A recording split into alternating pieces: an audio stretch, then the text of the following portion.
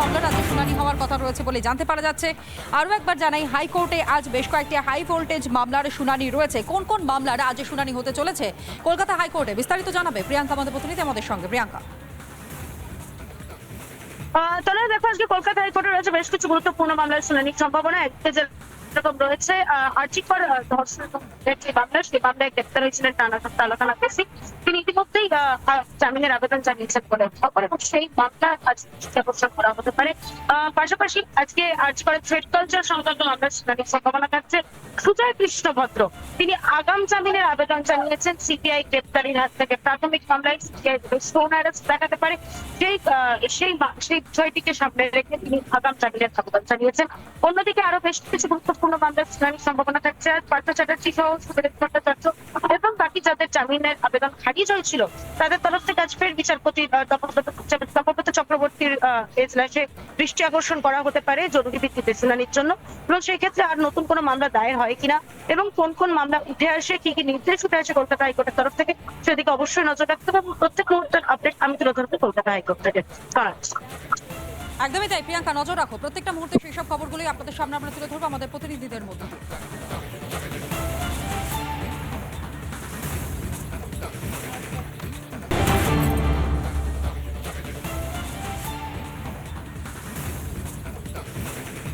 ধর্মতলা থেকে জাল নোট উদ্ধার, প্রায় 2,99,000 টাকা জাল নোট উদ্ধার করেছে পুলিশ।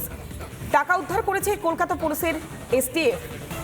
জাল নোট সহ গ্রেফতার করা হয়েছে ইতিমধ্যে একজনকে। ধৃত মোহাম্মদ বানোয়ার শেখ, কালিয়াচকের বাসিন্দা। শিলিগুড়ি থেকে কলকাতাগামী বাসে করে আসছিল সে, তারপরে ধর্মতলা থেকে তাকে পাকড়াও করা হয়। মালদা থেকে জাল নোট নিয়ে কলকাতায় এসেছিল ধৃত, তার সঙ্গে আর কার যোগ রয়েছে এই সমস্ত বিষয় খতিয়ে দেখছে গোয়েন্দারা। বাংলাদেশ যোগ খতিয়েও দেখছেন গোয়েন্দারা। বাজেয়াপ্ত করা হয়েছে একটি মোবাইল। নোট উদ্ধারের ঘটনায় কি এবার বাংলাদেশ যোগটা স্পষ্ট হচ্ছে? একাধিক জল্পনা দ্বারা বাঁধছে। ধর্মতলা থেকে জাল নোট উদ্ধারের ঘটনা, 2,99,000 টাকা জাল নোট উদ্ধার করেছে পুলিশ।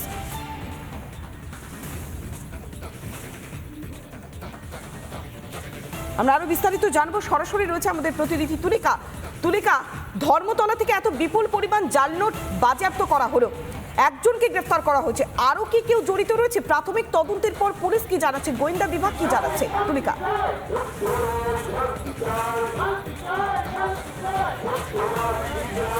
দেখো, এই মুহূর্তে 2,99,000 টাকার জাল নোট উদ্ধার করা হয়েছে কলকাতা থেকে। এসটিএফ, কলকাতার যে এসটিএফ এর গোয়েন্দারা রয়েছেন, এই মুহূর্তে তুমি দেখতে পাচ্ছ সিজার লিস্ট তৈরি করা হচ্ছে এবং গ্রেফতার করা হয়েছে। যে ছবি এই মুহূর্তে আমার ভিডিও জার্নালিস্ট দীপঙ্কর কাঞ্জিলাল দেখাচ্ছে, শেখ মানোয়ার শেখ, তাকে অ্যারেস্ট করা হয়েছে। মালদার কালিয়াচকের বাসিন্দা, এর কাছ থেকে 3টে ব্যাগে এই জাল নোট ছিল, এবং তুমি দেখতে পাচ্ছ এই মুহূর্তে যে খাম রয়েছে সেই খামেই কিন্তু 6টা বান্ডেল রয়েছে, যেখানে জাল নোট রয়েছে 2,99,000 টাকা। এবং সকালবেলা থেকেই তারা কিন্তু এই ফুটপাতে, কারণ এটা নজিরবিহীন ঘটনা, কলকাতা এসটিএফ যখন একে আটক করে প্রথমে, তারপর তার ব্যাগ থেকে যে বিপুল অঙ্কের যে জাল নোট উদ্ধার করা হয়, এই ফুটপাতে বসেই, বাস স্ট্যান্ডে বসেই যারা এসটিএফ এর গোয়েন্দারা রয়েছেন তারা টাকা গোনার কাজ শুরু করেন, এবং এই মুহূর্তে সিজার লিস্ট তৈরি করা হচ্ছে। এবং আমরা সূত্র মারফত জানতে পারছি যে এই বানোয়ার শেখের কাছ থেকে একটি ফোনও বাজেয়াপ্ত করা হয়েছে। এবং কিভাবে এই ঘটনা ঘটছে, অর্থাৎ একদিকে বাংলাদেশি যোগ রয়েছে কিনা সেটাও কিন্তু এই মুহূর্তে খতিয়ে দেখার চেষ্টা করছেন এসটিএফ এর গোয়েন্দারা। তার অন্যতম কারণ, এই ব্যক্তি অর্থাৎ এই বানোয়ার শেখের বাড়ি হচ্ছে মালদার কালিয়াচকে, সীমান্ত পেরিয়ে, অর্থাৎ বাংলাদেশ থেকে সীমান্ত পেরিয়ে স্পষ্ট করতে চাইভাবে এই জাল কালিয়াচকের বাসিন্দা শিলিগুড়ি থেকে বাসে উঠেছিল এবং ধর্মতলায় তাকে গ্রেফতার করা হয়। কিন্তু ধর্মতলায় এসে তার গন্তব্য কোথায় ছিল এখনো পর্যন্ত গোয়েন্দারা কি এই বিষয়টি কোনো স্পষ্ট ইঙ্গিত পেয়েছে ধৃতকে জিজ্ঞাসাবাদ করে?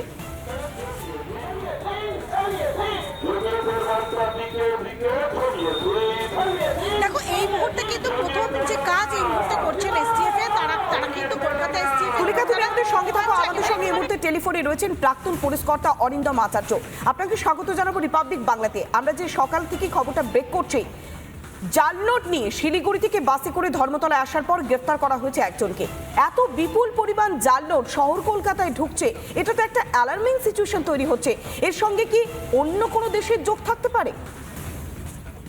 দেখুন, যারা তদন্ত করেছে এসটিএফ এটা ধরেছে তারাই বলতে পারবে, কিন্তু শিলিগুড়ি থেকে আমি যখন মালদা চাকরি করতাম দেখতাম কি ভয়ঙ্কর, মানে চলে আসার পরে পেপারে পড়তাম।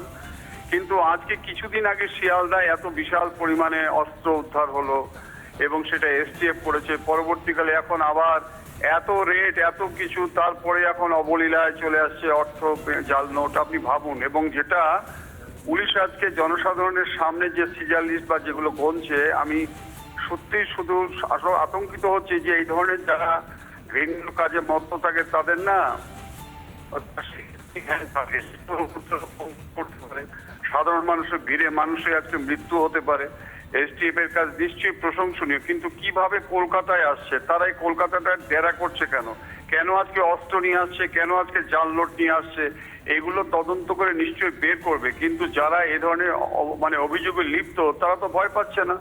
তাদের যে সমস্ত আপনি জানেন এগুলো লিয়াজু ছাড়া এগুলো আসে না, এদের অবশ্যই তার পিছনে কোনো একটা উদ্দেশ্য আছে, অবশ্যই তার পাশে কোনো একটা ক্রিমিনাল এই ধরনের কাজ করছে। সেটা আসল দোষীদের কিন্তু আজকে ধরে, এবং আজকে আসল ব্যক্তিকে যদি না ধরতে পারে তাহলে কিন্তু আগামী দিনে কলকাতার যে কোনো মুহূর্তে এই অর্থের বিনিময়ে কিন্তু আরো বড় সাধারণ মানুষের যে নিরাপত্তা সেটা বিঘ্ন হতে পারে বলে আমার মনে হয়।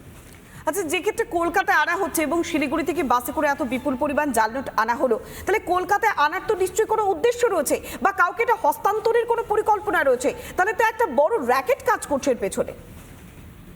দেখুন, সেটা তো অতি অবশ্যই একটা বাচ্চা ছেলে বুঝতে পারছে। এসটিএফ যে আজকে ধরেছে তারা তদন্ত করে নিশ্চয়ই বের করবে, কিন্তু আমার প্রশ্নটা কিন্তু একটু অন্য জায়গায়। এই কিছুদিন আগে মানে বৈঠকখানা বাজারে যে বিপুল সংখ্যক যাত্রী অস্ত্র রিকভারি হলো, তারপরে এত হইচই হলো, তাহলে এই ধরনের দুষ্কৃতকারীরা যদি কিছু ভয় পেয়ে থাকে তাহলে আজকে আবার সেই টাকা নিয়ে আসছে কেন? এই টাকা নিয়ে কি কিনবে? সে কি মাল্টি স্টেট বিল্ডিং করবে, না আজকে সেখানে একটা গুলি বারুদ তৈরি করা কারখানা তৈরি করবে?